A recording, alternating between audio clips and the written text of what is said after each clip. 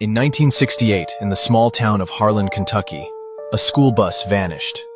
Bus number 56 was on its usual afternoon route, picking up children from remote mountain areas. At 3:15 p.m., it was seen turning onto a narrow forest road. At 3:45, it was gone. No radio call, no sign of an accident. The bus, the driver, and all 12 children simply disappeared. For weeks, search teams combed the Appalachian Hills. Helicopters, dogs, hundreds of volunteers, nothing. It became one of the largest missing persons cases in Kentucky history. In 1971, a hunter stumbled across something deep in the woods. The rusted frame of a bus, covered in vines. Inside, the seats were torn apart, but there were no bodies.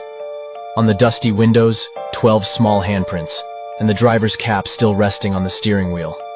No explanation was ever found. Locals say if you drive that same forest road late at night, you might still see the headlights of Bus 56, briefly flickering through the trees. But the road leads nowhere.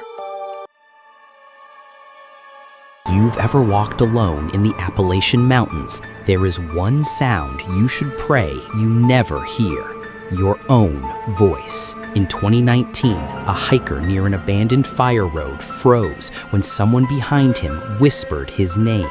It sounded exactly like him. Same breathing, same hesitation, same voice crack. But he hadn't spoken. He laughed it off until the voice did something wrong. It didn't echo. It waited. Then it said, "Come closer." He followed it. Search teams found his footprints leaving the trail and stopping. No struggle, no drag marks, just one last set of prints that turned around and walked back into the trees. But the footprints weren't human. The heels were facing the wrong way. Locals say if something in those mountains calls your name and it sounds exactly like you, don't answer, because skinwalkers don't hunt you. They practice your voice, they learn your walk, and when they're ready, they invite, and they only need you to say one word back. This man was one of the most dangerous men in history. He was called Tall Jack. In 1970, he drove an ice cream truck that would appear in small towns, always next to forests. His truck played a strange melody that children couldn't resist, and as soon as it echoed through the streets, dozens of kids would run toward him, excited to get ice cream. But the children never came back. The kids would step inside the truck, the door would close behind them, and seconds later the truck would slowly drive away, heading straight into the forest, never to be seen again. Authorities tried to catch him many times. Police chased the truck on several occasions, but every time it disappeared deep into the woods without leaving any trace. No tracks, no evidence, nothing. Then one day, investigators made a disturbing discovery. Hidden deep in the forest, they found what seemed to be his hideout, an old abandoned hangar. Inside, there was a large cold room filled with ice cream and several freezers. But what truly shocked them were dozens of glass jars, each one containing hair. No one was ever able to confirm if it was human or animal. None of the missing children were ever found. The case is very old now, and many people believe Tall Jack is long gone. But others think he's still out there, driving through quiet towns, waiting for a moment when parents look away, and the music starts playing again.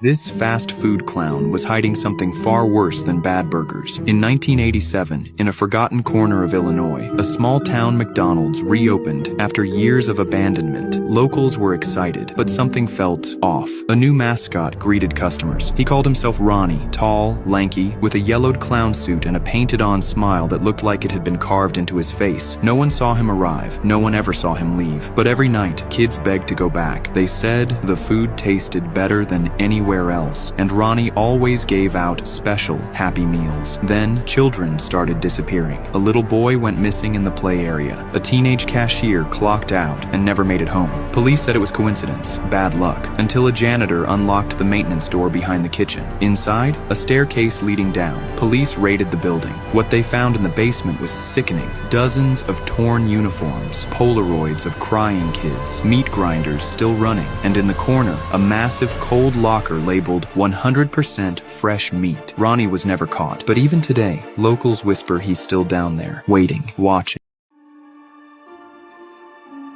A child's drawing can sometimes be way more sinister than anyone realizes. At school, a young boy kept drawing the same picture. It was of himself and his parents sitting at the dinner table with a tall, dark figure standing behind them. Teachers keep asking the boy, who's this figure that you keep drawing? And the boy just smiles and says, oh, that's just the man who tucks me in at night. The parents, of course, weren't worried. They just thought it was his imagination and just a phase he was going through. Until one day, the boy comes home with a new drawing. This time, it shows only his parents at the dinner table. The tall figure was still standing behind them, but the boy was gone. When his mum asks, where are you in the picture, son? He quietly answers, the man told me I won't be here tomorrow. Immediately, they call the police and they find something disturbing. A random man was allegedly breaking into the child's bedroom every night through the window and tucking him in. Unfortunately, the man was never caught. So maybe next time your kid shows you a drawing that seems a little off, look into it.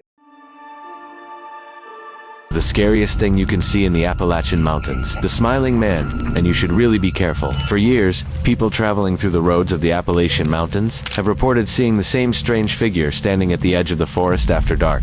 Witnesses describe him as tall, wearing old dark clothes, completely motionless, with a pale face and an unnatural smile stretched far too wide across his face. According to locals, the man never speaks, he only watches. At first, the sightings were dismissed as old mountain legends meant to scare travelers, but throughout the 1960s, police stations across several Appalachian towns received dozens of similar reports from drivers claiming they had encountered the same smiling man late at night. Some reports seeing him standing in the middle of the road before disappearing into the trees as they blink. According to one story, a couple driving through the mountains stopped after seeing the figure waving slowly at them from the forest. When they looked back a few seconds later, he was suddenly standing directly beside the car window, still smiling silently. The most disturbing part is that several people who claimed to encounter him disappeared soon after without explanation. To this day, locals avoid traveling alone at night. And remember, if you ever see the smiling man watching you, you should never smile back.